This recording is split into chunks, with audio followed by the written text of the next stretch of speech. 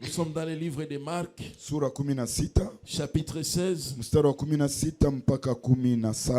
verset 16 à 17. Marc chapitre 16, verset 16 à 17. Nous lisons dans le nom du Seigneur Jésus-Christ. Et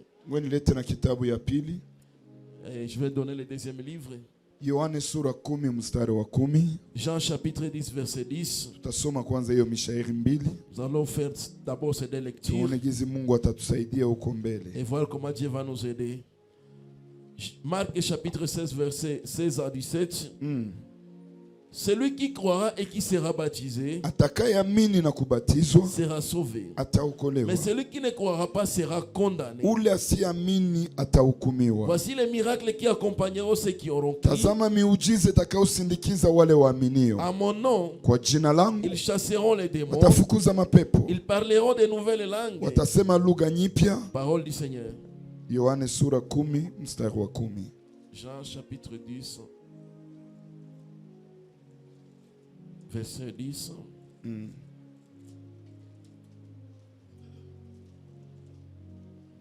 Jean 10, 10, dit ce qui suit. Le voleur ne vient que pour dérober, mwizi anakuja ili haribu, égorger, achinje et détruire. Na haribu. Moi, lakini mimi je suis venu afin que les brebis aient la vie. Nimekuja ili kondoo zikuwe na uzima. Et qu'elles aient la vie, qu'elle l'ait en abondance. Na wakuwe na uzima kwa utele. Amen. Shangilia Bwana, keti kwa jina la Yesu Kristo. Amen. Le Seigneur, mettez-vous. Il est hors de question que tu passes sans me toucher. Oh. Il est hors de question que tu finisses comme ça. Que je n'ai jamais vu un homme sans te trouver. Oh. Moi je n'ai jamais vu un homme te chercher sans te trouver. Oh. Yelele baba, oh. Ye baba, ye baba, yelele baba.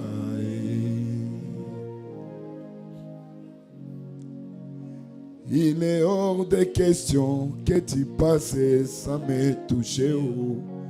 Il est hors de question que ça finisse comme ça. Moi je n'ai jamais vu un homme te chercher sans te trouver. Oh. Moi je n'ai jamais vu un homme te chercher sans te trouver. Oh. Yelele baba, e baba, e baba, yelele baba. Niko naambia mtu moya. Je suis en train de dire à une personne. Yesu anasema, Jésus dit, hakuna mtu anaweza kutanana na mimi. Personne ne peut me croiser. Abakie gizi alikuwa. Et rester tel qu'il était. Asubuhi ya leo. Ce matin. Haukukia tafuta mwanadamu. Tu n'es pas venu chercher un homme. Asubuhi ya leo. Ce matin. Haukukia kureunion ya politiki. Tu n'es pas venu à une réunion de la asubuhi ya leo. Ce matin. Haukukia kureunion ya kutimu. Tu n'es pas venu à une réunion de la tafuta Yesu. Mais tu es venu chercher. Ulukia tafuta Yesu. Tu es venu chercher. Hakuna mtu anaweza kutanana na Yesu abakie gizi alikuwa. Niko na kutangazia asubuhi ya leo, kama kuna mkataba yoyote imefanyika juu ya maisha yako, mbingu ikuwe wazi juu yako. Mbingu ikuwe wazi juu yako, juu ya kuharibu hiyo mikataba yote. Sikia mtoto wa Mungu, vita ya kiroho ni ukweli, haiko uongo. Vita ya kiroho ni ukweli, na usipokamata dhamiri ya kupigana hii vita, utashindwa kufikia lengo yako. Tu vas pas atteindre ta destinée. Mungu anasema, Dieu dit, ninajua mipango, je connais les projets ninayopanga juu yenu. Que j'ai formé pour vous. Si mpango wa ole, c'est pas un projet de malheur. Si mpango wa shida, c'est pas un projet de mpango wa amani. Mais c'est un projet de paix. Sikia, écoute, Mungu hakuruhusu uumbiwe kwa bure. Dieu n'a pas permis que tu sois créé gratuitement. Mbele wewe uumbiwe ukiye ndani ya dunia. Avant que tu ne sois créé venir dans le monde. Kuko chemin Mungu ametracé juu ya maisha yako. Un chemin que Dieu a tracé pour na ile njia ambayo Mungu amewahi kutrase juu ya maisha yako, Dieu avait tracé pour ta vie, sherti ufikie lengo yayo. tu dois atteindre son objectif. Nilipokuwa naomba usiku, Quand j'ai prié la nuit, Mungu akaniambia Dieu m'a dit, watu wengi beaucoup de gens habiko munjia niliandaa juu ne yao. sont pas sur le chemin que j'ai Kwa établi sababu pour eux. gani habiko munjia niliandaa juu Ils ne sont yao? pas dans le chemin que j'ai Kwa établi sababu pour kuna eux. watu Parce qu'il y a des ambao gens ulimwengu wa giza que le monde des ténèbres imewakutanisha nao les a fait juu ya rencontrer avec kubadevie misio pour yangu. leur devient de leur Memie mission. Mungu, Mais moi, Dieu, nina mpango mzuri j'ai un kwa wale projet waliokuwa wangu. pour ceux qui sont Hata à kama moi. wamebadilisha kalandari yao, S'ils ont changé mimi de nitawapatia kalandari mpya. je vais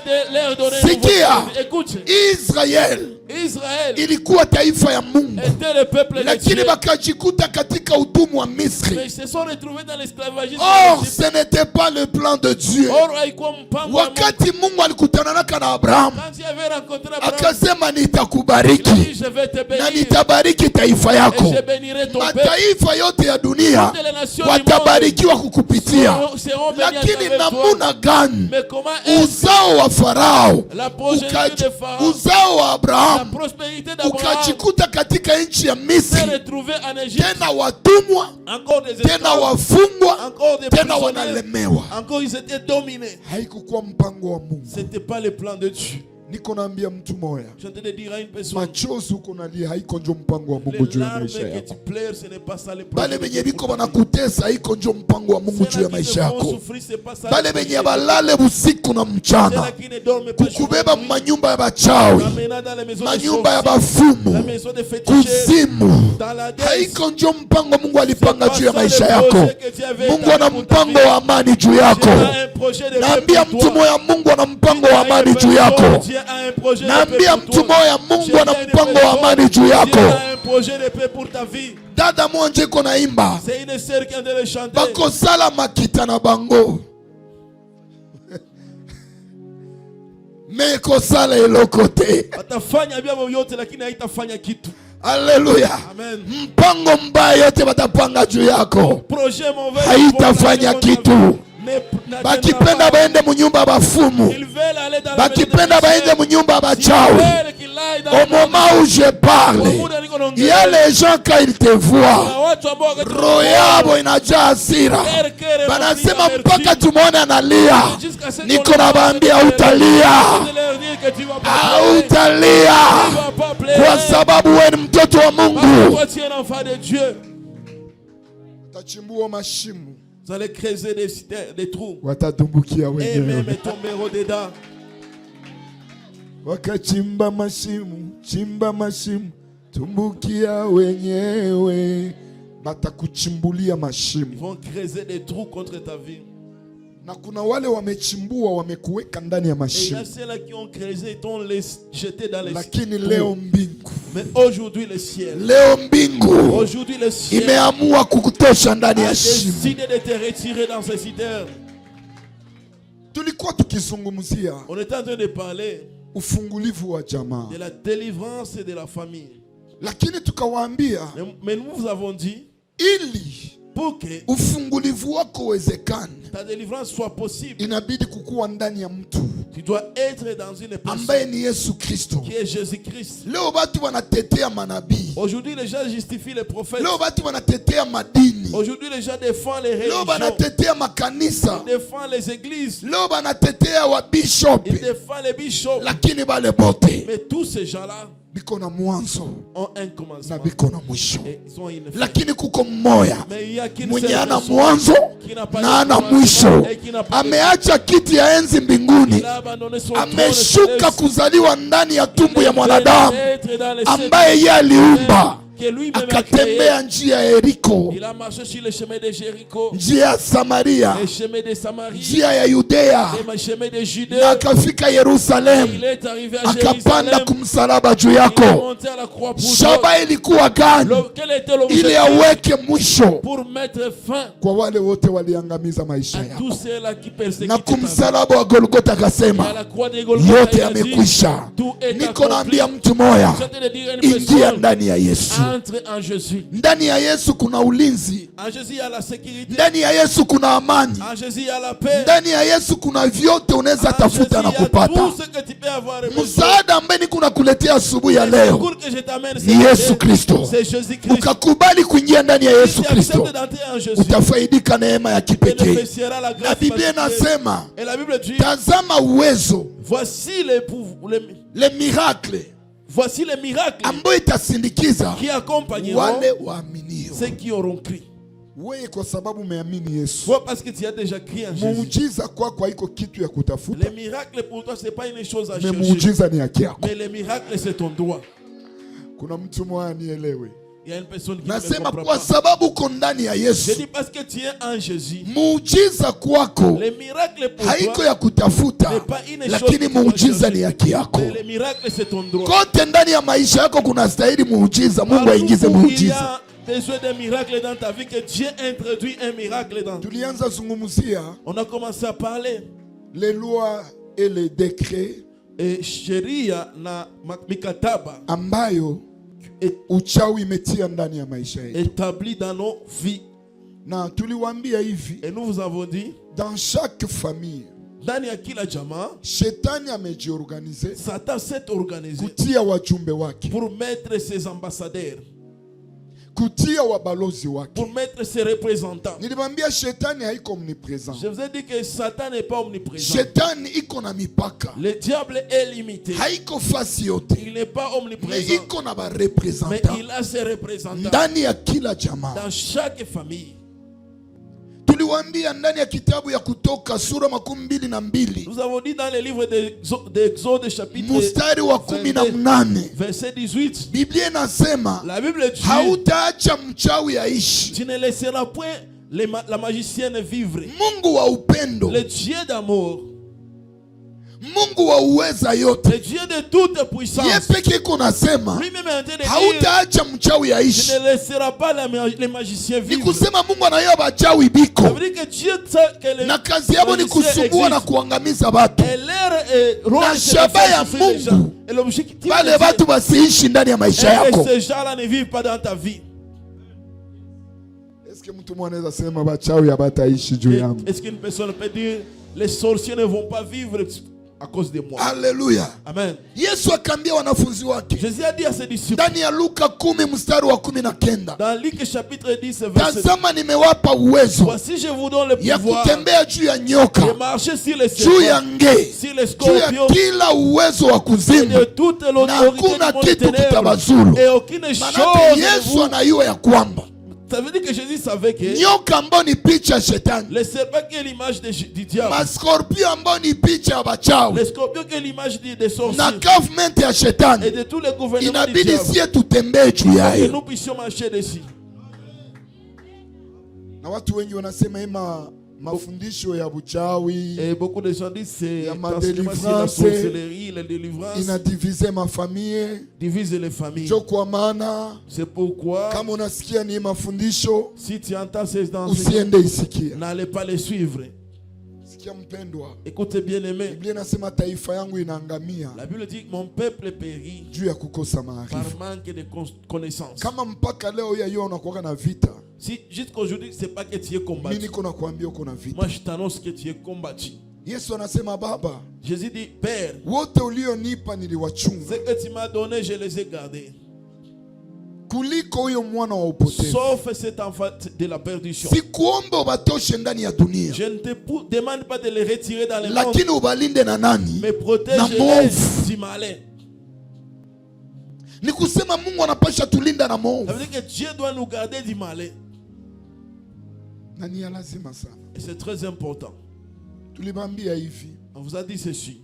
mukila jamaa Dans chaque famille, kuna mikataba imewekwa, il y a des lois, des ordonnances kuna établies. sheria Il y a zimewekwa des lois établies na njia mingi za uchawi, et plusieurs moyens de la sorcellerie. na ile malua zimewekwa kwa njia ya kutambikia Et ces lois sont établies par les moyens de kupitia mazambi fulani, faire des hôtels à travers certains péchés, kupitia wazai wetu bazazi yetu ambao walikonsultaka bafumu à travers nos parents qui ont consulté les féticheurs, benye balendaka ona bavoya. qui sont partis voir les voyants. Una bavoya, Vous connaissez le Ni voyant? ule mwanaweza ona mkono wako anaanza sema maneno. C'est celui-là qui peut regarder ta main et commencer à dire des choses. Ce sur sont ta les main. représentants du diable. Ni wawakilishi wa shetani. Nyumba za bafumu Les maisons des féticheurs zinawakilisha kuzimu ndani ya dunia. représentent la deuxième dans les Kama mondes. tu usengia mnyumba mfumu, Si un jour tu es entré dans la jua maison kama des ilikuwa féticheurs, ka pacte ulifanya. sache que c'est un pacte que tu as Que fait. ça soit n'importe quel motif, Que ce soit un motif et tel que yelikuingiza qui kama. t'a fait entrer là-bas. Soit balikuibaka pesa,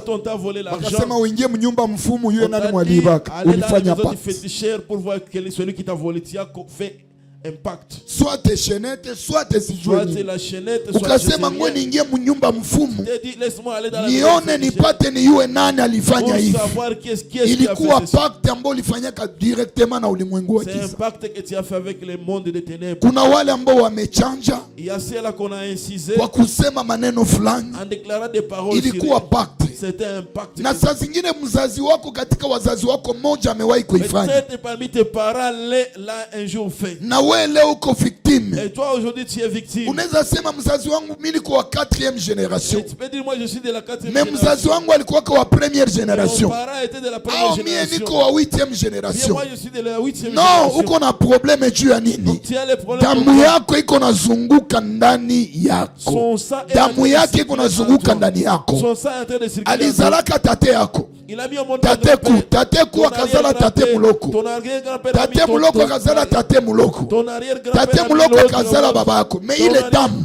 Ton grand-père a mis ton père au monde. tunje iko na bazunguruka amo. C'est le même message. Oyo hiyo damu Oh, c'est ça. imewahi fanya pacte na buchawi, Un jour fait un pacte avec la sorcellerie. na wewe uko victime leo. Et toi aussi tu es victime Na ndio kwa maana aujourd'hui. wakati unazaliwa, C'est pourquoi lorsque tu nais, unazaliwa ndani ya uchawi. naissent dans la sorcellerie.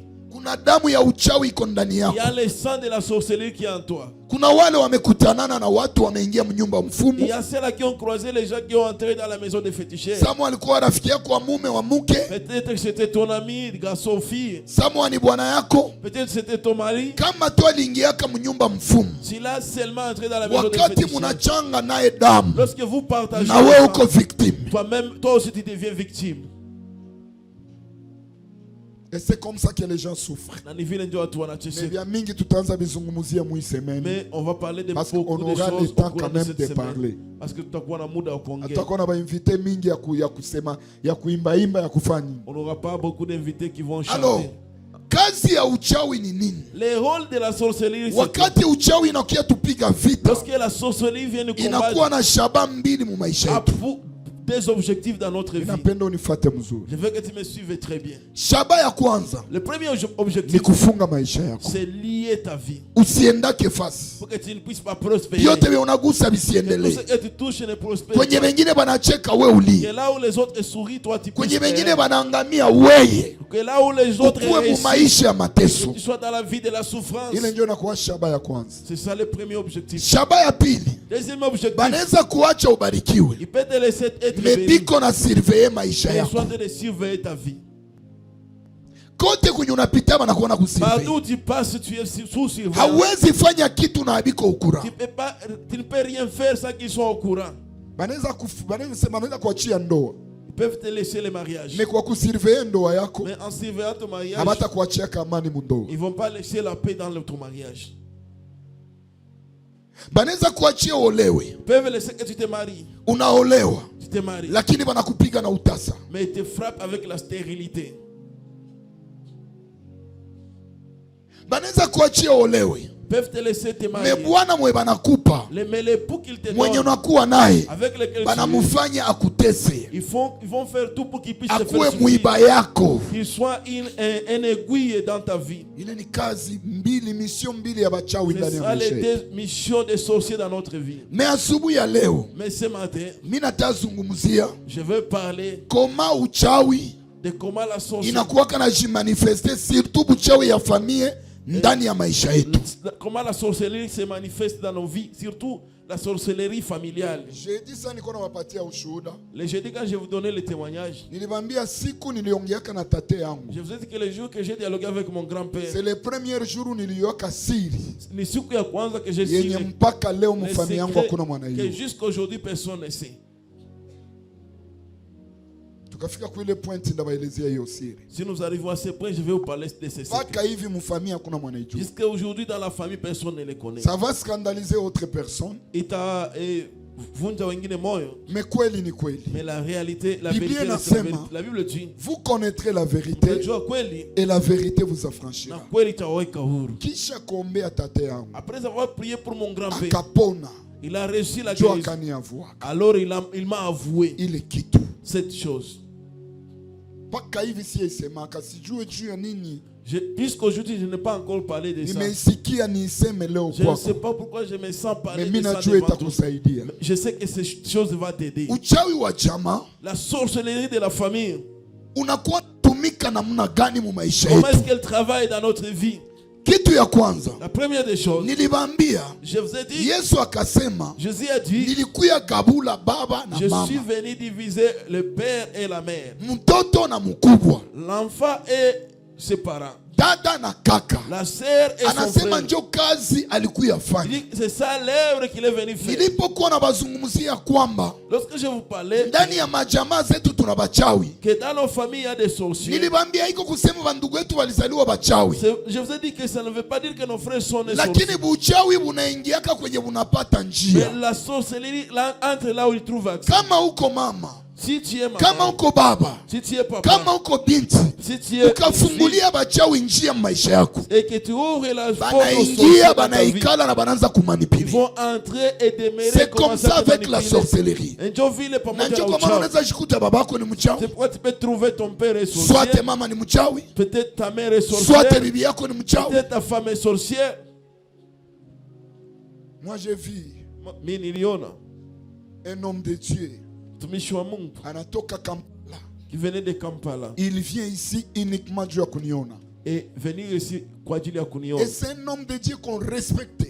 Na ni mtu wa Mungu ambao alikuwa anaheshimiwa. Akahubiri hapo na barikiwa sana. S'il prêche ici tu seras tellement béni. Mais il me dit depuis Kampala Ananiambia kwamba kutoka Kampala. nilitafuta nijue uko wapi. J'ai voulu savoir où est-ce que Wakati tu es. nilijua uko Bukavu, Lorsque je sais que tu étais à Bukavu, nimekuya hapa Bukavu uniquement juu ya je kukuona. suis venu ici à Bukavu pour te Et voir. puis il m'amène des choses. Kisha kaniletea vitu. Mimi nakuwaka mchawi. Il m'a dit je suis magicien. J'ai fait tout Nilifanya yote pour abandonner ili bisashindikana. niache, je n'y arrive pas. Mais siku nilikuonaka nikaanza fata byako, Mais le jour que je t'ai vu, j'ai commencé à suivre tes j'ai vidéos. senti ndani ya roho yangu Nikasikia ndani ya roho yangu hamu ya kufunguliwa sasa. le désir d'être délivré. J'avais fait avec cet homme de Dieu ici la prière Nilifanya hapa na ule mtu wa Mungu maombi de 18h à 21h. kutoka 18h mpaka Ile siku 21h. nilitaka kufa humu, Ce jour-là, j'ai nikasikia banaanza nikata pumuzi, J'ai senti qu'on a commencé à arrêter nasikia mon souffle. bananikata J'ai pumuzi. senti qu'on arrêtait Sasa mon souffle. niko namwombea, Quand je priais pour lui, ye iko chini, lui il est par mie terre. banaanza nifunga Moi, on pumuzi. commence à me... Ninasikia biko bananifunya mapumo. Je commence qu'on est en train de briser mes poumons. Nikaambia Mungu, J'ai dit à Dieu, kumbuka souviens-toi, uliniambiaka tu m'avais dit, utasaidia watu mingi tu kunipitia, aideras beaucoup de gens à travers moi. na uliniambiaka Et tu m'avais dit, umenipa mamlaka na uwezo juu ya tu uchawi, m'as donné le pouvoir, l'autorité sur la usipermetre na magie. mimi nikufe. Ne permets pas que moi aussi je puisse mourir. J'ai senti une pouvoir, puissance moya J'ai senti un pouvoir, une inakuya puissance na ningi amo, qui est venue entrer en moi. hewa yote ilikuwa zunguruka humu ikaenda.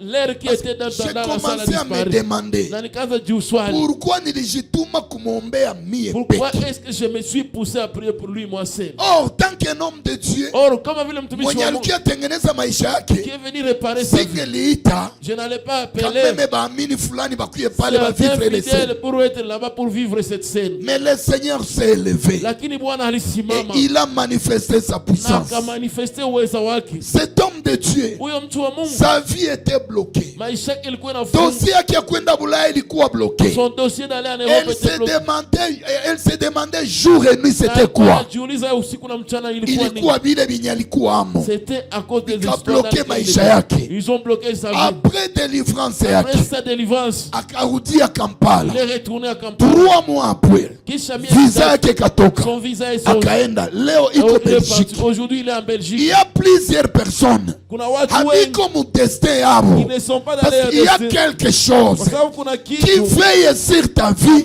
et ça bloque tout.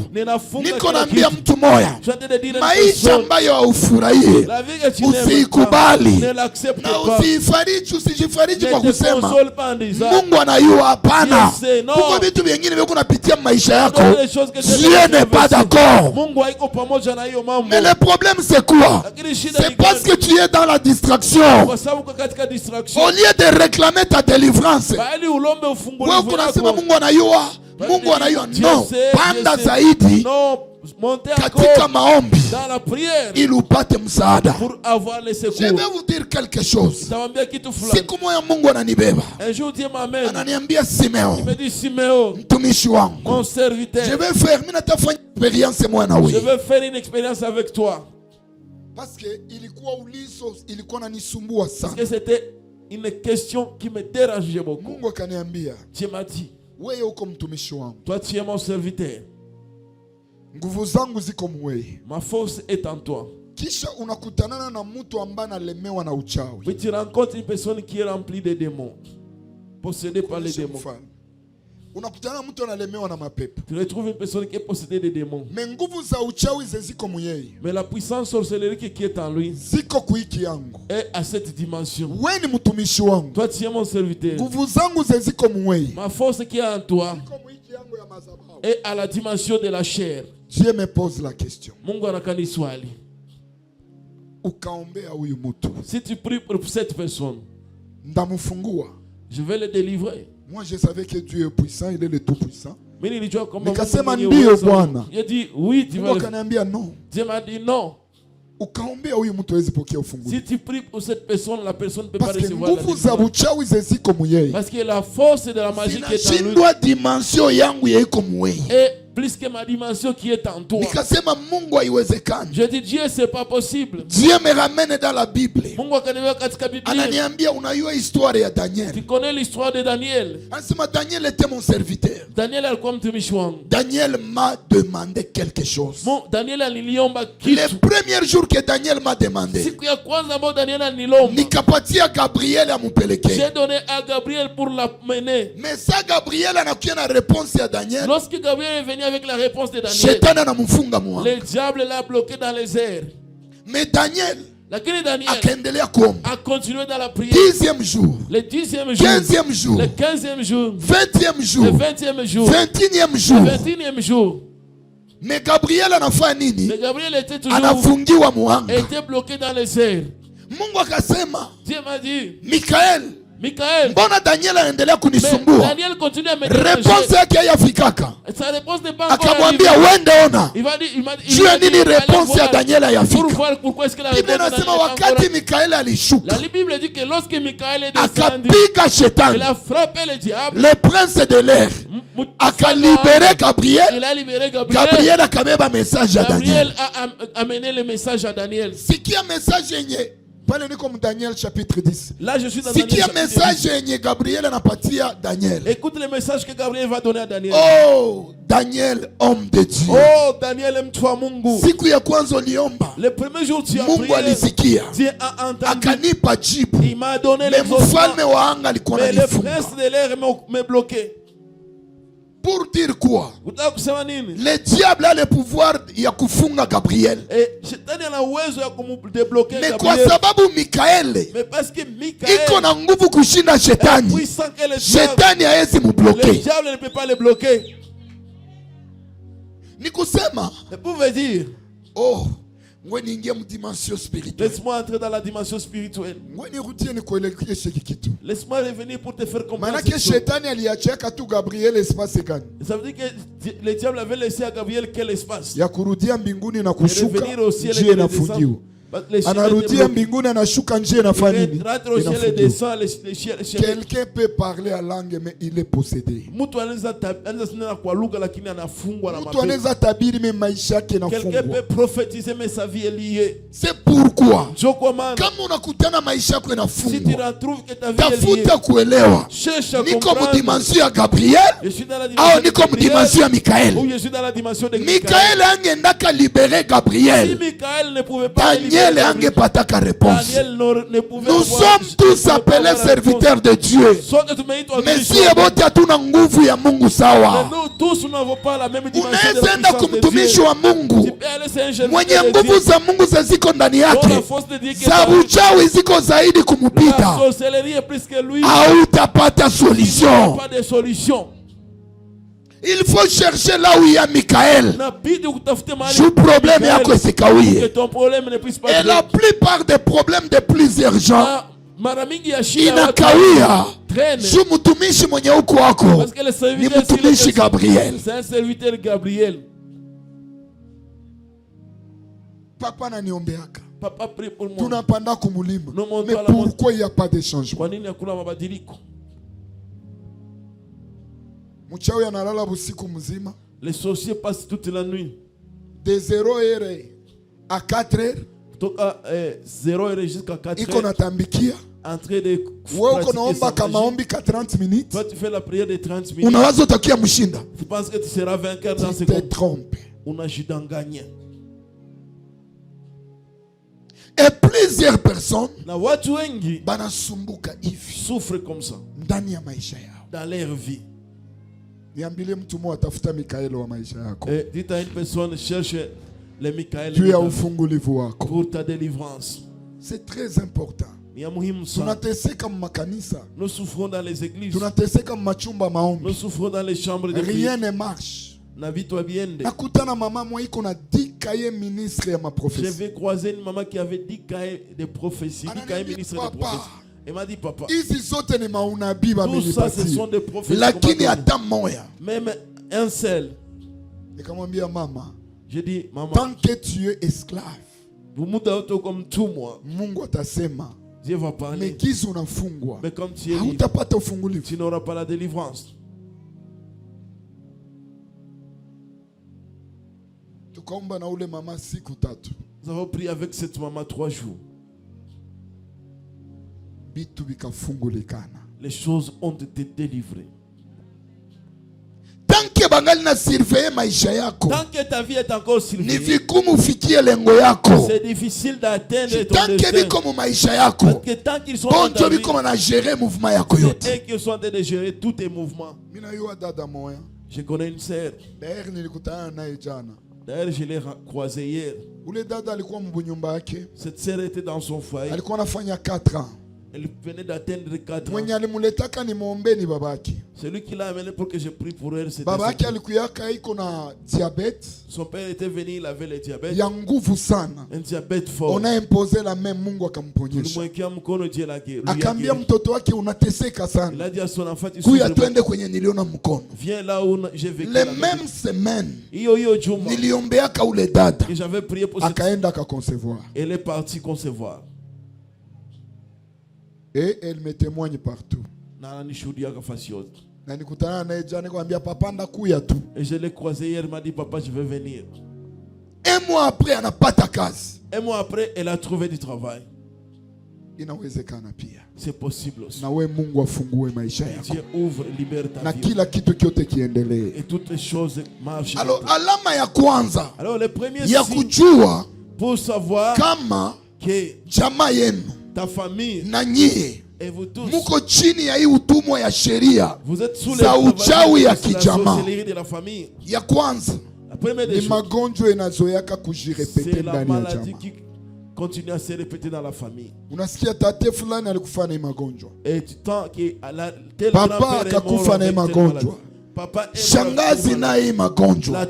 Fulani naye magonjwa. Sache très bien que muko chini ya esclavage. Ya uchawi ya jamaa. Kitu gani na baua? Ni damu yenye iko nazunguruka ndani ya mwili yenu. Baisaka tia deja sheri. On avait déjà na ile damu iko na bazunguruka ndani yake. Na ile sheria Et cette kila loi, yote ile damu iko nazunguruka toute ndani yake personne dans le don, iko c'est ça, victime c'est ya la ile vie, magonjwa. est victime de cette maladie. Inaweza kuwa magonjwa ya diabete, Peut-être la maladie du inaweza diabète, kuwa ya prostate, peut-être la prostate, inaweza kuwa ya estoma, peut-être les maux inaweza d'estomac, kuwa ya kila aina, c'est peut-être les maladies kutokea de tout katika genre uchawi wa qui kijamaa. viennent de la Nimewahi sorcellerie kufanyizia familiale. dada moya J'ai ufungulivu. fait un jour la délivrance pour Ule une dada sœur. alikuwa mbaraga wa ajabu. Cette sœur était une prostituée terrible. D'ailleurs moi je ne savais pas. Kwanza mimi sikuwa naijua. Niona mtu anaanza kuja mkanisa. Je voyais la personne venir à l'église. Niko ananiambia uone degré. Et me- Uone voyez les- kufikisha ku niveau ya degré. Laisse-moi vous montrer au niveau du degré. Dada anasema papa niombee. La sœur venait et disait, papa, prie pour moi. Namwombea. J'ai prié pour elle. Kesho analeta timu. Demain, le lendemain, la porte s'est dit, Anambia papa Mungu alinibariki kupitia maombi papa, yako. Dieu m'a béni à travers ta prière. Aleta timu mimi nakamata. Elle m'amène la dîme, je prends. Mimi nakula. Je mange. Niombee tena. Prie pour moi encore. Tena kesho yake. Encore Analeta tena timu ya zaidi. elle apporte beaucoup plus Murongo que ce mimi qu'elle nasema apporte. iko pe mama iko nafanya bien. Dans mon cœur, je me suis Kwa dit, sababu hey, mtu l'affaire qu'elle akaingia a hapo fait, naye anaweza c'est une jitoka. bonne affaire. Si quelqu'un aussi s'y Kesho yake alirevia anambia Mungu alinizidishia. elle dit que Dieu Na m'a balikuya Mario balileta ya multiplié ceux qui sont Fra- venus. uko naona dime iko napanda. Tu vois la dîme en train Tena ya de kila siku. encore la dîme de chaque jour. Nikasema iko peni ya bie bwana. J'ai dit ça c'est une bonne Na affaire. mimi naweza penda nifanye Je nyingine. peux aussi vouloir le faire. Mimi namuuliza mama, Je lui ai dit maman, una kazi gani uko unafanya? quel est ce travail que tu Ni fais? aye. C'est comment? Ase papa kazi ya usiku. Il m'a dit, papa c'est le travail de la nuit. Kazi ya usiku.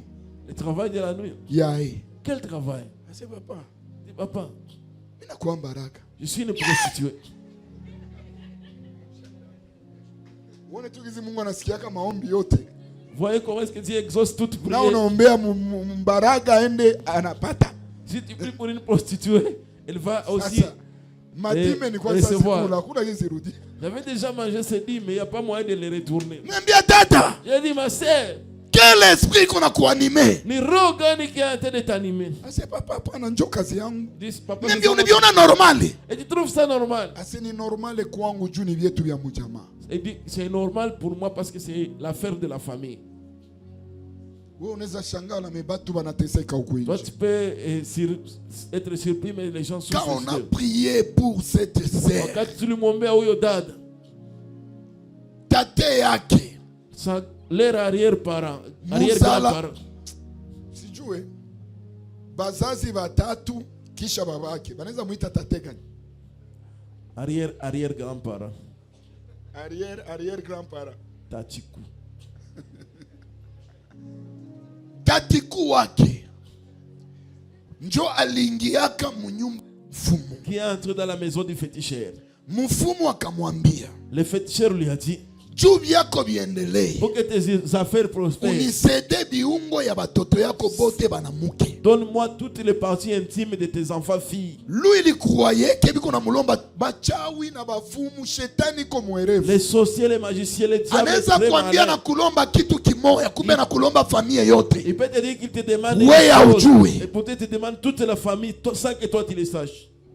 Ça veut dire ile famille banayulikana. Oh niambie, Ça veut dire que cette famille était mtu connue. anaweza lala usiku na babwana batano.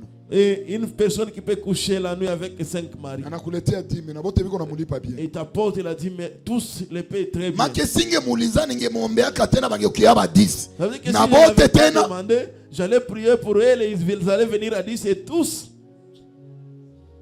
ule tate kuwake Son njo arrière-grand-parent, aliendaka mnyumba mfumu. c'est lui qui est allé Ase dans la mfumu maison du akamwambia, féticheur. Et le féticheur lui a dit, unipatie tu lui a dit- kiungo ya kike ya binti wako mmoja.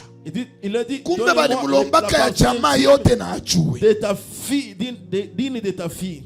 Et pourtant, on lui a demandé toutes les parties Ndio intimes de watoto ta fille. yote. Parce que tous les enfants, Hakuna mwanaweza chunga bunyumba. personne ne peut conserver son Hata foyer. iko mu bunyumba yake, Même s'il est dans son il faut foyer, atoke nje. il va sortir. Kama yatoka de na son bwana wa mariage. nje Il va encore hayaitika. coucher avec un mari, quelqu'un qui est dehors de son mariage. C'est Ça n'a pas- et tout c'est maintenant. Ne Sasa wote. na kizi kuna kutana Et nabo. comme il est en train de les Njo rencontrer, kizi kuna ambukiza na bote anakutana et nao. c'est comme ça qu'il est en train de contaminer ce qu'il connaît. Bwana akamuoa, Si un mari de bwana naye anakuwa na ile esprit akuna toka tu nje. si le mari aussi va avoir cet esprit pour commencer Kila à bwana sortir mwenye dehors. aliowaka mwile jamaa Tu chaque mari qui a naye anakuwa nasikia aende nje. lui aussi se sent Make dans les besoins de maesprit sortir en dehors ikasumbua de son ile mari. jamaa. Ça veut dire que cet esprit a Mais gêné ce cette femme. jour-là Lakini ile siku, ilikuwa ufungulivu ya ule dada, c'était la délivrance de cette fille. ilikuwa ufungulivu wa ule dada. C'était la délivrance de cette Niko fille. naambia mtu moya, C'était de dire une kama personne, kuna sheria ambayo uko inosa il y a une loi imewahi qui est kufuatilia innocente, maisha yako, qui a été établie kwa contre jina ta la vie. Yesu Kristo Au nom Mungu de akufungue Jésus-Christ, nayo. que Dieu te libère. Alors ndio kazi ya hiyo masheria.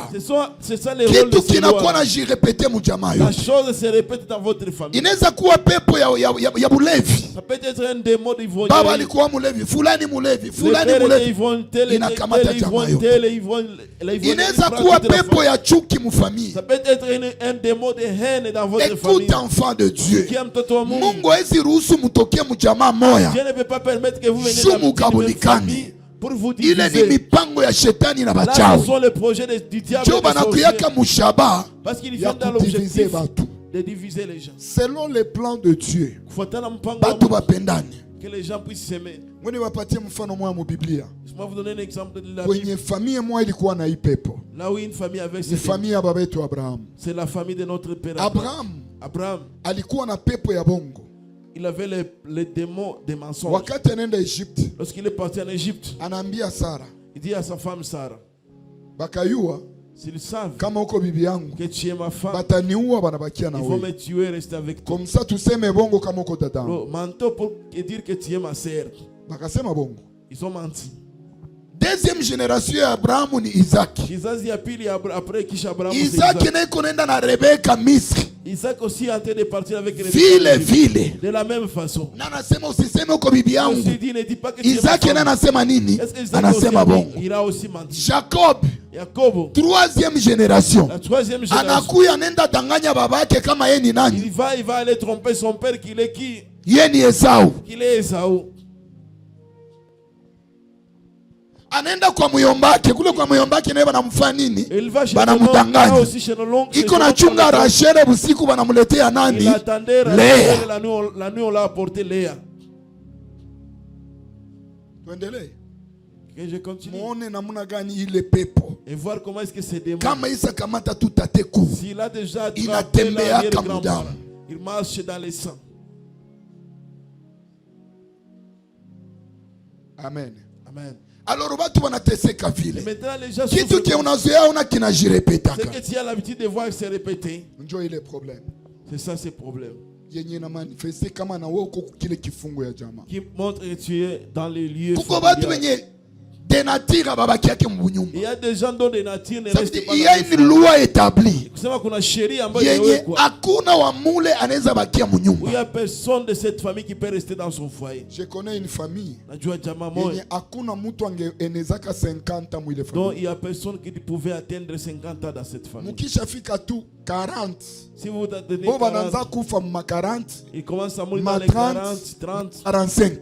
45. Hakuna mwanaweza fikisha 50. Personne ne peut atteindre. Bale bazazi yabo tu C'est njo balivuka 50 mais bote biko na pia nyuma yao seulement hawezi vuka 50. c'est eux qui ont dépassé 50 ans. Mais les autres qui vivent après, elles ne peuvent pas dépasser 50 Mimi ans. najua mama moya Je connais une maman, alikuwa anajiita alikuwa prophetess, elle s'appelait prophétesse. mais un jour on m'appelle Kristo kama wakanita, anagonjwa mgongo. elle avait les maux de dos. Wakati mimi nafika Lorsque j'arrive, ananiambia hii mgongo ndio natumalizaka si wote. c'est dos qui nous tue tous. C'est lo histoire. Fatana historia. Tate kuu wetu ndio alianza gonjwa mgongo. C'est notre arrière-grand-parent qui a commencé Tate à mourir mwingine du na dos. aligonjwaka. L'autre grand-père est Mwingine tate aligonjwa. l'autre grand-père est tombé Hii malade. mgongo ndio iliua babangu. Hata C'est shangazi qui a na tué alitoka ma kufa mère. ni mgongo. Et même ma tante qui Grand venait de frère décéder, yangu c'est naye les sa dos gonjwa hii mgongo. Mon grand frère aussi Na mie souffre du dos. nanipata. Et moi aussi les dos Sikia, m'attrapent. Écoute, kama uko chini ya sheria ya chama, si tu es sous la loi de la famille, ingalawa jina unabeba, malgré les noms que tu kama portes, uyajaliwa neema ya kupata ufungulivu, tu n'as pas encore reçu la grâce ile de sheria la itakubana tu na délivrance, wewe. cette loi va t'attraper. Ni kwako deja mbele ya wakati, C'est à toi de voir una le reklame deja temps, deliverance de réclamer déjà juu la ya maisha délivrance. yako, juu ile sheria ikuishie yako na isiguse batoto yako. Arrête sur toi, ne puisse pas toucher tes enfants. Ni ya lazima sana. C'est très important. Ile ni alama ya kwanza, Ça, c'est le premier signe. bitu yenye biko binajirepete Les choses qui se répètent mubatu ya famille. dans les gens Tu de la dois famille. couper ces liens. On n'a pas le choix. Quand Ukareve si tu na wewe ile sheria iko na kuchunga. distrait, cette loi aussi t'attend. Jukumana mpasha réclamer délivrance. C'est pourquoi tu dois demander la délivrance. Njia ya pili Le deuxième moyen, ni njia ya magonjwa. c'est pas le moyen de la maladie. Ile mimi natoka zungumzia ni ma circonstances. Ce que je viens de parler, ce sont les circonstances. Unaweza tokea mjamaa unasikia watu wote wanakuwa ba kiburi. Tu peux arriver dans la famille, tu retrouves que Na watu wanaweza jitapia je suis orgueilleux. Na mtu anaweza pita hata kwa madhabahu ni mhubiri. Et quelqu'un peut monter à la chair et c'est un prédicateur. C'est connu que nous sommes des orgueilleux. Shetani mu matumbutumbu yako. Au yeye kitu kiliachia shetani banamfukuza mbinguni ilikuwa kiburi. La chose qui a laissé qu'on puisse chasser le diable du ciel. Kila mtoto mwenye anakuwa na kiburi maana shetani anajiincarner ndani mwake. Toute personne qui est orgueilleuse c'est que le diable est. Bible wakati kunasema juu ya Yesu. La Bible lorsqu'elle parle de Jésus. Bible inasema il s'est humilié lui-même. Se renda obéissant jusqu'à la mort et jusqu'à la mort à la croix. La première des choses ya mtu aweza funguliwa ni kuona kama ndani yako kwa esprit ya orgueil. Si en toi il y a pris l'esprit d'orgueil. Tuko mu conférence. Un jour nous étions dans une conférence. Un homme de Dieu puissant. Nous les Kasaïs qui ne sait pas que nous sommes des orgueils. Mais homme de Dieu, tu te vantes pour un démon. Bible nasema si quelqu'un est en Christ, la Bible dit que kama mtu kwa amekuwa kiumbe kipya. Mambo yote ya kale yanafanya nini? Inapita. Kiburi inapita. L'orgueil passe. Comment il y a une autre personne qui peut arriver dans la famille, ce sont des grands menteurs. Et dans cette famille, ce sont des grands menteurs. Ils n'ont pas même le droit de regarder la respiration. Comme le Lambert Mende. Il n'a pas même besoin de raisonner pour te tromper. Il y a des familles pareilles. Je sais la chose que je suis en train de vous parler. J'ai aidé les familles pareilles. Il y a des familles qui rencontrent, ils se vantent pour leur sorcellerie. Ils se vantent pour la sorcellerie. Parce que c'est reconnu dans ces quartiers que nous sommes des sorciers. Et personne ne peut essayer de nous toucher. Ça c'est un joug. Le deuxième signe que je parlais, c'est le signe des maladies. Ce qu'on appelle des maladies héréditaires. Qui se répète dans tous les membres de la famille. Et l'objectif de cette maladie, si tu peux gagner l'argent, inaishia kwa ile magonjwa. Kyote kinaweza batokea maisha kinaishia tu kwa ile magonjwa. Ce qui peut vous arriver dans la vie se termine pour cette maladie. Et les gens souffrent comme ça. Na alama ya tatu. Et le troisième signe, ni alama ya mandoto. C'est le signe des songes. Ndoto zinarudiria karudiria. Les songes qui se répètent. Na pale ndio shetani amepofusha bakristo bamingi. Et c'est là que le diable a aveuglé beaucoup de chrétiens. Kuzarau ndoto. En négligeant les songes. Sikia ndoto ni moyen par excellence. Et les songes c'est un moyen par excellence. Mungu anazungumzia kama mwanadamu kwa urahisi. Par lequel Dieu parle allumé par excellence. Wewe nikupatie mifano fulani ya mandoto. Laisse-moi te donner certains exemples. Inaweza kusaidia ujue kama unafungiwa na vifungo ya savoir si tu es bloqué par ndoto ye unazoea kalota. Les songes que tu as l'habitude de rêver. Usaka toka kwenu. Tu as déjà quitté chez toi. Usatoka mu village yenu. Tu as déjà quitté dans ton mais ukalota. Mais si unazoea kalota uko tena ndani ya nyumba. Tu rêves toujours jua kama ni ile loi iko na kuréclamer. Sache que c'est cette loi qui est en train de te réclamer. Ya jamaa. De la famille. Or la Bible dit que l'homme quittera son père et sa mère. Je dis chaque jour, les enfants ne peuvent pas diviser la famille. Au baba na mama. Ou bien le père et la mère. Pourquoi? Parce que les enfants sont des passagers dans votre couple. Watoto ni wageni ndani ya ndoa yenu. Ibapita njia. Ils sont des passagers. Balikuya bakabakuta. Ils sont venus vous ont rencontré. Na batabaacha. Et ils vont vous laisser. Haiko vile. N'est-ce pas? Upende usipopenda mtoto wangu. Vouloir ou pas. Nisikatale ni wako. Je refuse pas c'est ton enfant. Mais ni mugeni. Mais c'est un passager. C'est pourquoi il ne faut pas vous quereller à cause des enfants. Ne vous détruisez pas à cause des enfants. Ils sont des passagers. Alléluia. Amen. Alléluia. Amen. Alors kuna bitu bibi kuna jirepete. Alors il y a des choses qui se répètent pareillement dans nos familles. Unalota wewe peke usasoma masomo unamaliza université. Tu rêves toi-même, tu as déjà étudié. Unazoea kalota uko tena mu masomo. Mais tu as l'habitude de rêver que tu es en classe. Uko nafanya examen banakunyang'anya Tu as papier. de faire l'examen, le papier tu n'as pas encore terminé. Unazoea lota unakuwa tuko mu masomo no ni ndoto ya Tu as mubaya l'habitude de ile. rêver, tu es à l'école. Ça, Uko c'est un chini mauvais ya compte. servitude. Tu es sous la servitude. Mpango wa Mungu juu ya mtu Le projet de Dieu sur maisha yake iendelee. et que sa vie Yenye prospère. usatoka mo binabakia nyuma. Yenye biko naenda kule mbele binaenda. Et c'est quand tu d'avancer, avance. Mais unalotaka tu uko masomo. Mais tu rêves toujours. Usatoka mu village uko mu ville. Unazoea kalota niko mu village yetu. Tu as toujours rêvé que tu es dans ton village. Niko na lima. Tu as été cultivé. Niko na koropa. Tu as été rétorsionné. Tu es sous la servitude. Na maisha yako iko mu hatari.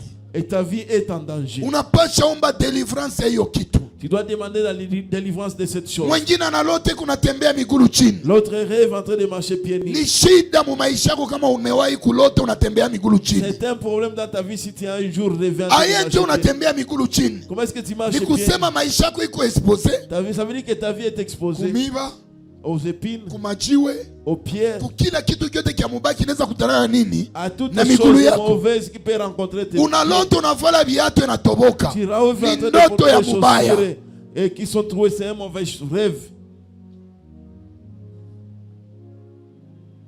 Alléluia. Amen. Unalota kunapanda kumuti unaanguka. Tu rêves en train de monter sur l'arbre et tu tombes. Unalota unapandaka mulima ufikaki. Tu rêves en train de monter la montagne mais tu n'arrives pas au sommet. Unalota kunaenda kwa aeroport kukamata avion. Tu rêves en train d'aller à l'aéroport pour prendre Kisha l'avion. avion inakuacha. Et puis l'avion te laisse. Ni ndoto za mubaya. Ce sont des mauvais songes. Ikakuacha manake kuko destiny. Kuko kwenye ulikuwa naenda. Si l'avion te laisse, Sasa bana kufunga usiende msafari yako. Et maintenant on te lit pour ne pas aller à ton destin. Et plusieurs personnes de l'autre côté. Na watu wengi wa ngambo ingine. Siku moja niko Nairobi. Un jour j'étais à Nairobi. Mimi naona au moins plus de 12 personnes banajipresenter. J'ai vu plus de 12 personnes se représenter. Sasa mimi naitia makami nasema unajua lorsque je huko kwetu njoo atuyebi ya kwenda nje. C'est ici chez nous qu'on ne connaît pas comme les choses de voyage. Hapa Burundi. Sio Burundi. Batu banayala bakwenda Bulaya. Les gens sont Kampala usiseme. En Europe. Nairobi usiseme. En Nairobi ne Je suis en train de prêcher. Niko Mimi nasema ndaombea batu yote wenye ma visa yabo. Je dis je vais prier pour les gens dont les visas sont bloqués. Plus de 12 personnes banashimama. Zaidi ya watu 12 se sont levés. Tuko tunaomba banaanguka. Je suis en train de prier, ils sont tombés.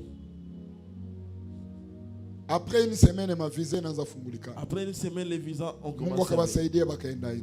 Dieu les a aidés, ils sont voyagés. Kuko mpango ambao Mungu asapanga juu yako mebuchawi. Il y a un projet que Dieu a déjà ya chama tanke ngali na kufunga. Mais la sorcellerie de la famille aussi continue à te lier. Tu peux aller Je suis en train de parler de ces choses-là terre à terre. Pour que tu essaies de te retrouver. Là où ta vie est bloquée. Le troisième signe, c'est les choses qui se répètent. Bien les choses qui reviennent à tout moment. Là, je vais parler de quoi? Tu peux commencer le commerce. Tu te vois en train de monter. Mais brusquement comme ça. L'argent disparaît. Tu commences à chercher comment recommencer. Au niveau des études. Très intelligent, premier. Anafika 4e, 5e masomo fulani. Unaanza shindwa, unaanza rudia. Tu commences à reprendre la classe.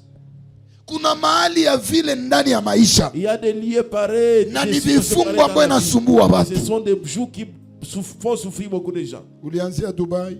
Tu as commencé à Dubai. Narudia Kampala. Tu reviens à Kampala. Unaanza enda Burundi. Tu commences à aller à Burundi. Unaanza rangura Kadutu. Tu commences à te ravitailler. Presque tu hivi. Presque comme ça, tu fermes. Unaanza tafuta tena utaanzilia namna gani? Commence à chercher comment est-ce que tu vas recommencer. Ile ni kifungo iko normal. Ça c'est un jour c'est pas normal. Kila yote anaitwa mtoto. wangu. que tout celui qui est appelé Biblia inasema bien-aimé, la Bible dit, mon je souhaite que tu prospères à tous égards et que tu sois à bonne santé, comme prospère le temps de ton âme. Mapenzi ya Mungu kwetu sie batoto yake, la volonté de Dieu pour prospérer et que nous puissions prospérer. Nako bengine ni bakurudiria kinani. Et il y a des choses qui se répètent. Kuko bengine ni bakurudiria pia. Il y a ceux-là qui sont kiafya. Et munakuwa na magonjwa ambayo vous avez des maladies inakataka saa yote, qui se coupent à tout moment. Ukapona kichwa, si tu es guéri de la tête, binatoka kukichwa, ça quitte la tête, inaenda mugongo. Ils vont vers les dos. Ukapona mugongo, si tu as le dos qui est guéri, tumbu. Le ventre. Ukapona tumbu, si tu as le ventre vingine vinatokea. D'autres choses arrivent. Ile yote ni vifungo. Tout ça, ce sont des joues. Na inasumbua watu. Et ces choses-là font inaangamiza watu. Persécutent les gens. Inateketeza watu. Détruisent les gens. Ndani ya maisha. Dans la vie. Ile ni vifungo ya jamaa. Et ce sont les joues de la famille. Na watu wengi ni ba victimes. Et beaucoup de gens sont des victimes vifungo. À ces joues. Mais nilipenda nizungumuzie pia madhabahu ya kijamaa. Je voulais aussi parler de l'hôtel familial. Kwa kuzungumzia madhabahu ya kijamaa. En parlant de l'hôtel familial. Il y a les gens qu'on appelle kuna watu ambao wanaitwa les gardiens des hôtels. Wachungaji wa madhabahu. Ni kusema benye banakeshea sheria zetu. Ce sont des gens qui veillent sur les lois. Laisse-moi vous scandaliser. Mimi nakuwa na shukuru Mungu sana. Moi je remercie beaucoup Dieu. Kwa kizi nilitokaka. Comme j'ai été. Nilizaliwaka fasi kwenye bakuwe nafanya batoto barisi. Et je suis venu de la famille où on ne fait pas que les enfants puissent hériter. Burizi inaua batu mingi. L'héritage tue beaucoup de gens. Si Dieu te fait grâce, kama Mungu anakujalia anakupatia macho ya kiroho. Te donne les yeux spirituels. Muhibi vya tunafanyaka vya kuridhisha. Les choses que nous faisons pour faire beaucoup de gens sont des victimes. Watu wengi ni wa victimes. Wewe nikupatie exemple ya rais. Laisse-moi te donner un exemple facile. Mama nakufa.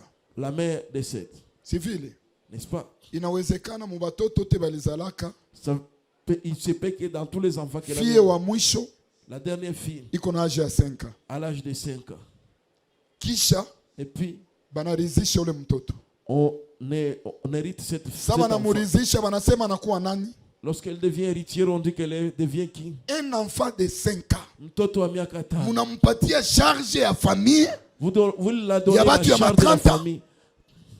Ma 30 ans, ma 50 ans, ma 60 ans. Spirituellement, banafanya ule mtoto esclave. On fait de cet enfant esclave. Peut-être que tu ne peux pas le comprendre à cette heure. Mais je sais que Dieu t'aidera. Je ne suis pas d'accord. Si tu es d'accord, on te fait hériter. On te fait vêtir l'habit. Écoutez. Ce qu'il y a.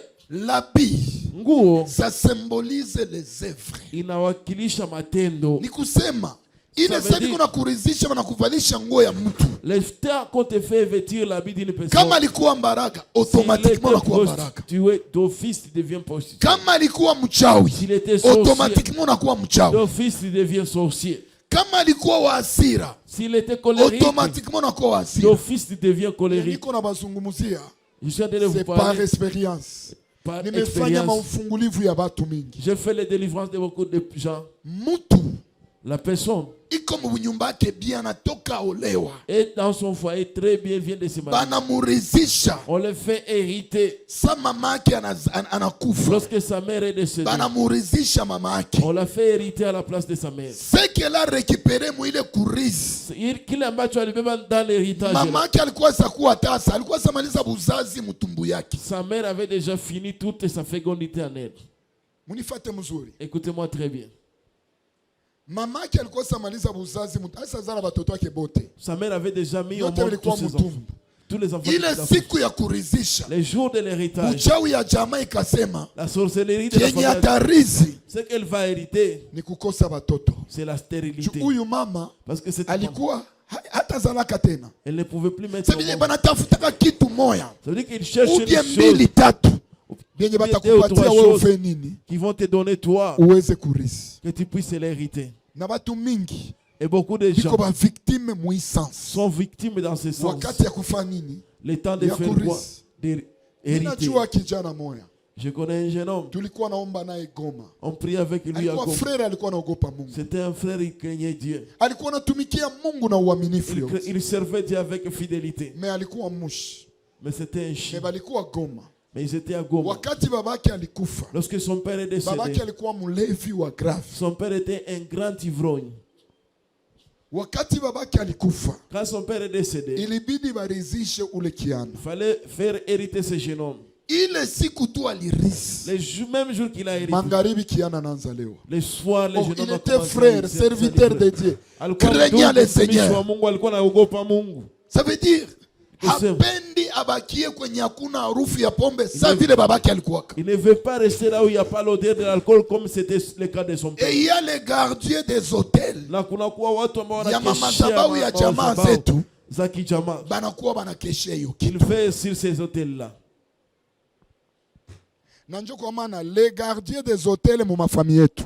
C'est pourquoi les gardiens des hôtels dans nos familles. Kitu gani banakuwa nafanya? Qu'est-ce qu'ils font? Kote kwenye banajua. Partout ils savent. Ile masheria utaziéchapper. Que tu vas échapper ces lois. Batakufere éloigner na ile masheria. Ils vont te faire éloigner de ces lois. Je vais vous parler de quelque chose. Itaongelea kitu fulani. Siku nilirudiaka nikaombea tate yangu. Lorsque je suis revenu, j'ai prié pour mon grand-père. Akapona akakuwa mzima. Il a réussi la guérison, sa santé a été rétablie. Il m'a dit, mon enfant, tu es déjà un homme de Dieu. J'ai fait tout pour que tu retournes. Nilikufukuza mujama. J'étais chassé dans la famille. Tate alisemaka. Mon grand-père a dit, mwenye atanisaidiaka. Celui qui m'aidera. Atamutosha mu liste na ya famille. Il va aussi l'enlever dans la liste de la famille. Kizi tu nilitoka mu catholique. Comme tu as quitté dans l'église catholique. Na atanisaidiaka. Même celui qui t'aidera. Akayua. S'il le sache. C'est comme ça que ma famille m'avait abandonné. Lorsque j'ai reçu le Seigneur. 2 ans après. Il est tombé malade. On m'a appelé pour qu'il puisse me dire au revoir. C'est le jour où Tata a présenté bien qu'on a tumika. Et grand-père m'a montré ces histoires avec lesquelles il utilise. Il m'a dit, mais mon enfant, je vous surveille tous à travers ceci. Et c'est pourquoi les jours que tu as quitté dans mon contrôle, même si tu es 4 heures. Comment est-ce que je sais que tu as été baptisé alors que tu es parti à 4 heures? C'est parce qu'il est sikou. Parce que ce jour-là, je t'ai senti disparaître dans mon contrôle. Or, moi, je suis le gardien de vous tous. Même ceux qui sont au village et ceux qui sont en ville. Même si tu étais en voyage et tu faisais quelque chose, le grand-père allait te le dire. Et puis, il m'a dit, pourquoi je gire aux enfants de ne pas quitter l'église catholique? Parce que tant que vous êtes là, je dois vous surveiller. Parce que lorsqu'il quitte, commence une forte prière. Vous disparaissez dans votre contrôle. C'est pourquoi tu vois plusieurs loin de la famille. Donc comment ton mon famille dans la famille, tu peux être enceinte, mais au coq, on a quoi un problème dans la famille? Tu vas avoir les problèmes avec famille. Dans la famille,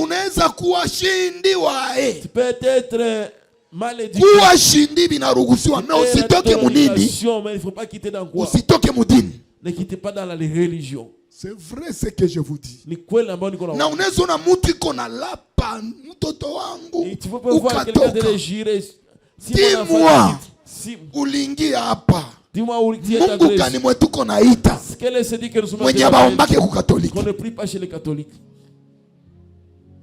Bulaguzi kani tuko nafanya hapa. Quelle est cette magie? C'est le jour qu'il m'avait dit. C'est pourquoi. Siku tulitokaka. Le jour que tu as quitté ce nikakata. J'ai rompu. Pourquoi? Parce que kule kwenye unaenda avec kupanda mu maombi, avec ta montée dans la ndaendelea niko na kuperdre mu contrôle. Je vais continuer à te perdre. Mais ici ndaendelea kubakia na nyie juu hakuna maombi na vitu vitakusaidia utoke mu contrôle. Huku tuko batu biko limité. Ici les gens sont limités. Ce sont les gardiens des hôtels. Ni wakeshaji wa mazabao. Il m'avait avoué ça. Et akaniambia hivyo. Akaniambia siku tu litoko ukabatiziwa. Il m'a dit que le jour que tu as été nikakuperdre ku contrôle. J'étais perdu dans mon contrôle. Na njoo kwa maana. Et c'est pourquoi. Kwenu unaweza poromosha mimba. Tu peux avorter. Haiko problème. C'est pas un problème. Unaweza zalia kunyumba. Tu peux enfanter à la haiko problème. C'est pas un problème. Unaweza fanya vyote vile unapenda. Haiko problème. C'est pas un problème. Ukatoka mudini. Mais si tu quittes seulement inazaliwa dossier ya nguvu sana. Ça va devenir un grand dossier. Pourquoi? Kwa nini? Parce que ni loi ya bagardier des hôtels banapenda baendelee kusurveiller maisha yetu. Wakati wanayua unaenda kwenye utaanza omba sana, kwenye unaweza chaliwa neema ya kuona, kwenye unaweza chaliwa neema ya kupanda yulu, anaanza kupiga vita. Meme kwa Église catholique, ukakuwa swate padiri swate mtu fulani, unaanza panda mu vya maombi, utakuwa na shida na benzako. Ni bongo mimi nasema. Hata hapa Bukavu kwanza, kuko padiri mwa alikuwa anaombea watu sana, mais akapata problème. Pourquoi? Parce que ça unapanda, parce que lorsque tu montes, bale benye banakesheaka loi za jamaa, c'est là qui veille sur les lois de la famille, batakuperdre mu contrôle yabo. Vont te perdre dans leur contrôle. Alors je vais se perdre mu contrôle, pour ne pas te perdre dans leur contrôle. Unaweza papa kitu kinajira kako, et tu vas voir la chose sur laquelle il agit. Usitokake mudini, et tu ne quittes pas dans la religion. Ne quitte pas dans la religion. Usikuwe naenda kule na ukaenda, unaweza ona na kukusaidia inakata, na conflit inakata. Ce sont les gardiens des hôtels. Juba na yuwa sawe unatoka, uzao wote iko na kuya nyuma yako, habata kuwa tena na kontrole hayo. Les gardiens des hôtels, surtout ce sont les sorciers de nos familles. Na pale abachagulake n'importe qui. Et là, il ne choisit pas n'importe qui. Anachagulaka mutu. Il choisit une personne qui est élevée. Mwenye iko na mot à dire. Celui qui a un mot à dire. C'est pourquoi tu peux voir dans les familles. Monde spirituel. Laisse-moi aller dans le monde spirituel. Quelqu'un dans la famille. Il n'a pas l'argent. Hana pesa. Un vont rier. Mais il y a des décisions qu'on ne peut pas prendre sans avant de prendre cette décision, il faut appeler telle personne. Ça ne veut pas dire parce qu'il est spécial. C'est un gardien des hôtels dans votre famille. Je vais parler des hôtels semaine konakuya. Alléluia. Amen. Comment les hôtels de nos familles travaillent maintenant? À partir de mercredi. Je vais commencer à en parler le mercredi. Mais comprenez ce signe. On n'a pas réclamé délivrance. Tu dois réclamer ta délivrance. Tu ne dois pas continuer à souffrir. Il y a les gens qui font souffrir notre vie. Ils nous font souffrir. Je vous ai donné les témoignages. L'enfant transforme ses parents en table à la dèse. Le matin, si ses parents se réveillent, les dos fait très mal.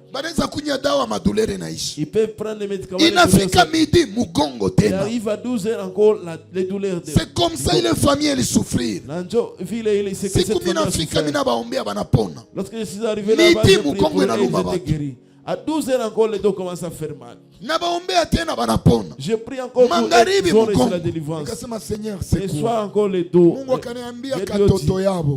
Dieu, c'est quoi? Le Seigneur m'a dit c'est leur dos. C'est leur enfant. Il les a déjà transformés en table, en adès. Jusqu'à ce que je suis allé prier pour l'enfant commence à m'intimider combien qu'à 6 ans. Et je lui ai dit, moi, on me. Et toi, je vais te faire comme je fais mes parents. Jusqu'à ce que. Et voir les degrés de la sorcellerie que l'enfant a déjà. Moi aussi, il me disait qu'il va me transformer en table. Je lui ai dit, toi, tu ne sais pas avec qui tu dialogues. Moi, je vais te tuer. Tu vas me tuer. Un enfant de 6 ans. Tu vas me tuer. D'ailleurs, ce sont tes parents, ce sont mes parents. Si nous mangeons sur eux, c'est ton problème. J'ai dit à ses parents, allez dormir. Parce que les parents commençaient à avoir peur. Vous avez déjà vu un parent craindre son enfant. Je les ai dit, allez dormir. Il était déjà 21h. C'était déjà 21h. J'ai dit à l'enfant, nous allons faire des démonstrations. Moi et toi. Et savoir celui qui est moi et celui que tu sers. Qui est le maître? L'enfant commence à changer ses yeux. Que Dieu t'épargne de tout sorcier dans ta famille. Que Dieu t'épargne des sorciers dans ta maison. Que Dieu éloigne loin de toi les sorciers. Lorsque l'enfant l'a demandé à la dès, c'est pourquoi les parents, je vous en supplie, si que ton enfant ne puisse pas partir à l'école sans pouvoir prier pour lui. Que Dieu te protège. Que la grâce de Dieu soit sur toi. Mais fils que ces paroles-là, nos enfants sont exposés. Aux écoles, cet enfant. Ilikuwa Deza kanafanya kanaingia mu buchawi. C'était Deza qui venait d'entrer dans la kuwa ka maître. Buchawi alimtosha hapi ku masomo. Où est-ce qu'il a trouvé la sorcellerie? À l'école maternelle. Sema kaneno juu ya batoto yako. Tu dois déclarer des paroles sur tes enfants. Nefiske tu neno ni mtoto wako. Nefiske ni parole. Mungu chunga huyu mtoto aende na amani na salama. Protège cet enfant qui va en paix et en mkono wako iko juu ya huyu mtoto. Et ta main soit sur cet enfant. Nefiske kumupa bombo banamkamata. Même en lui donnant un bonbon, ils vont l'attraper. Nefiske kumusalimia banamkamata. Même en les saluant, ils peuvent l'attraper. Muepushe batoto yenu kila mtu akwe na bagusa mkichwa. Épargnez de vos enfants que toute personne puisse les toucher la tête. Qu'est-ce qu'il va lui faire? Quelqu'un peut toucher dans la tête et dire, cet enfant mais lorsqu'il atteindra 14 ans, comment ça peut? C'est comme ça avec les sorciers. Il déclare ce qu'il veut. Celui-ci va prospérer lorsqu'il atteindra 20 ans. Il va commencer à nous travailler. Il va commencer à nous servir. Et pourtant l'avenir de l'enfant est déjà hypothéqué. Et plusieurs personnes sont victimes comme ça. Mais Mungu, mais que Dieu est capable de briser toutes les lois sur ta vie. Et nous allons prier aujourd'hui. Toutes les lois qui sont sur ta vie, tu ne vas pas continuer à souffrir. Dans lesquels tu peux venir. Mais celui qui ne peut pas vous dominer, il vient vous dominer. Pas vous dominer. Vous discriminer. Sortez-moi Mazarao.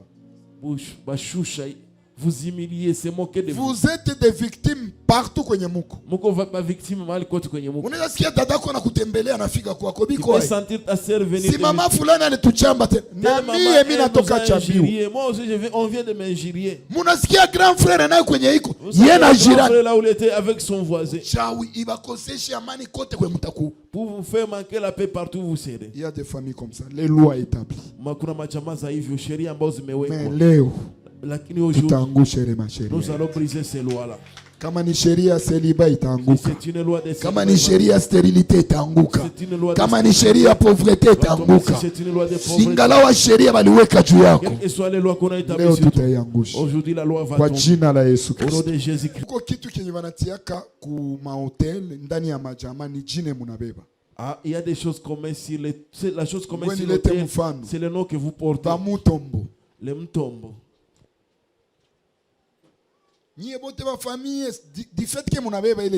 Tous les gens de la famille, du fait que vous portez ce nom. Pourquoi tu vas voir tout ce que il changeait leur nom. Lorsque Dieu a rencontré Abraham, il a changé le nom de Sarah. Tous les disciples, Jésus a changé leur nom. Et Paul que nous appelons Paul aujourd'hui, son nom était Saul. André, son nom c'était tous les 12 disciples, Jésus avait changé leur nom. C'est la chose que nous allons commencer à traiter. Et les origines de certains noms. Alléluia. Amen. Jean-Baptiste mbele azaliwe. Avant que Jean-Baptiste ne naisse, Mungu ndio alipana jina. c'est Dieu qui a donné les noms. Yesu mbele azaliwe. Mungu akupenda mtu mwingine ndio apatie Yesu jina. Malaika yeye pekee akakuya pana jina. Samson mbele azaliwe. Malaika ndio alikuya kapana jina. C'est l'ange qui est venu donner les noms. Jacob sana kutanana na Mungu. Lorsqu'il a rencontré Dieu, iko banapigana. Iko naambia Mungu. Jacob iko naambia Mungu.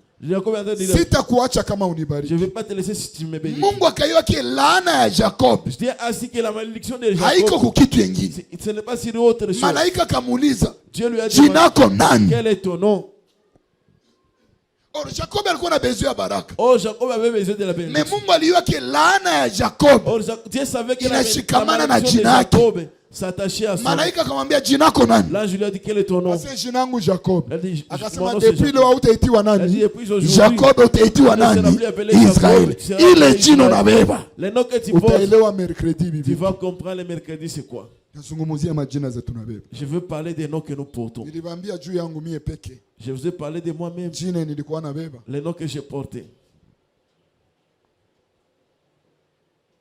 Jina. Les noms. Jina unabeba inatoka wapi? Shida yako ni jina. Ton problème c'est les noms. Ce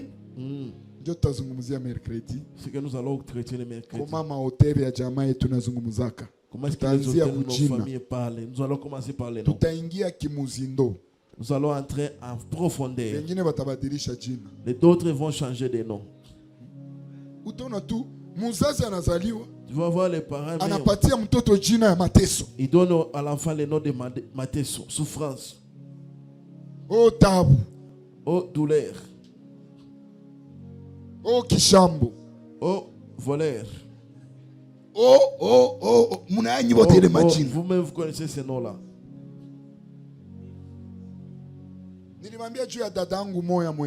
Je vous ai parlé d'une de mes sœurs qui, il fallait aller à l'hôpital. Son nom c'était Shingo.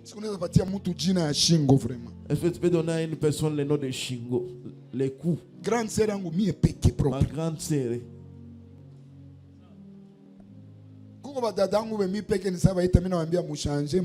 Il y a de mes sœurs qui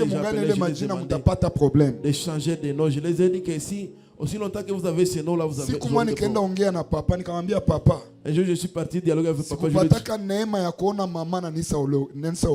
Je n'ai pas eu la grâce de voir maman pendant que j'étais déjà. Mais tel nom que tu portes, change-les. C'est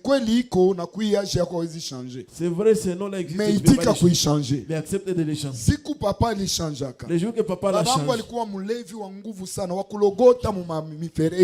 Mon papa était un grand ivrogne qu'on a ramassé dans les caniveaux. Un ivrogne. Après un mois que papa a changé les noms,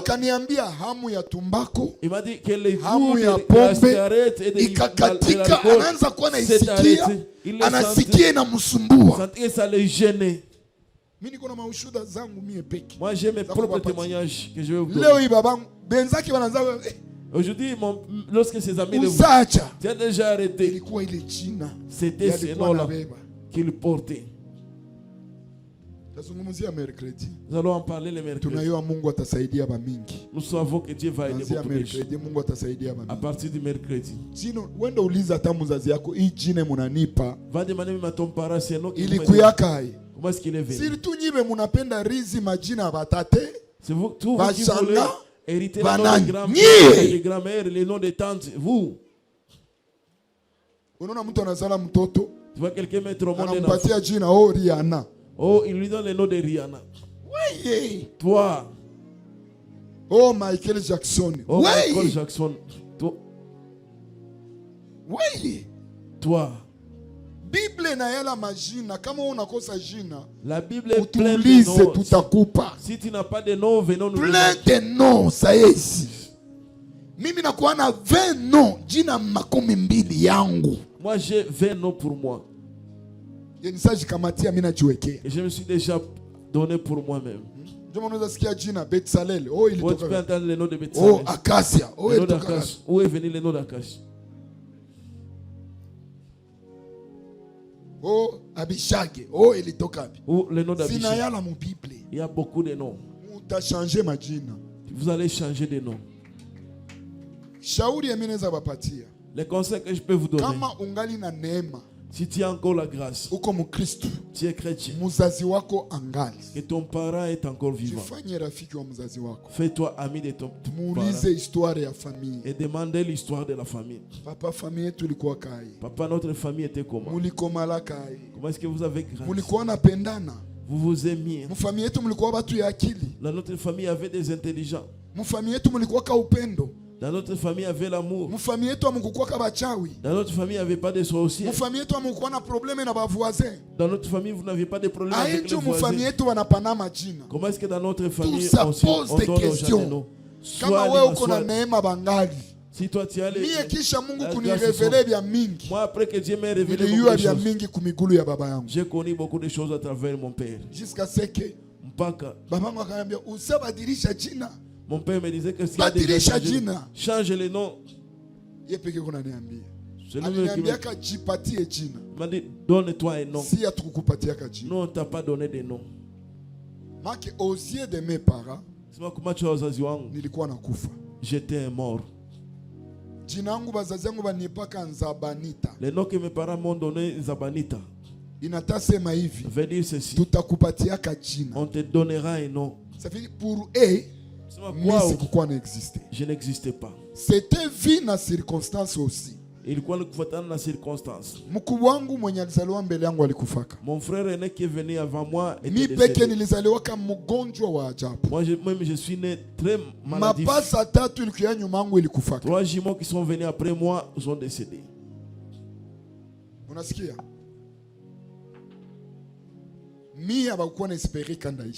Moi, il n'espérait pas que j'allais vivre.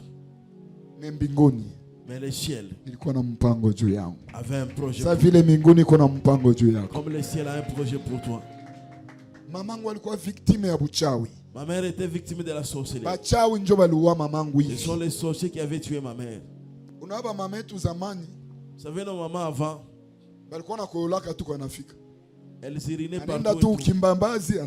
Elles vont sur les murs et les urinent.